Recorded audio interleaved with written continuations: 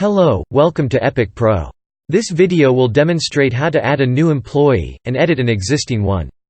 First, hover over Payroll on the left panel, select Master Tables, then click Employee. Once this page appears, you will see the New button to create a new employee.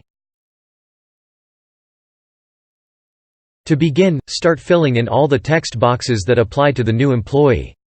Once all the required text boxes are filled in, you may continue on to the Employee Tax Information tab.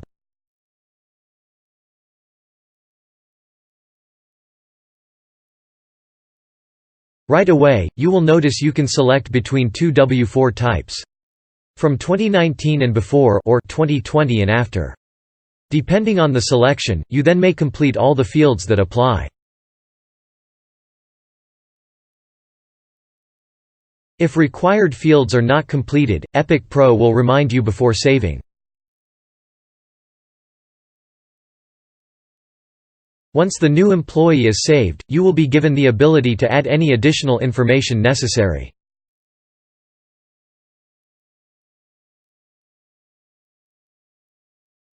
You may return to the employee search page where you will see the newly added employee.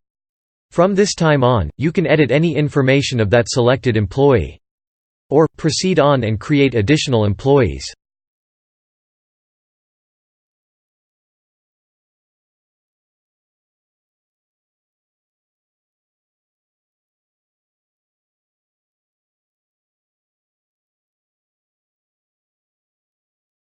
This was a demonstration on how to add and edit an employee.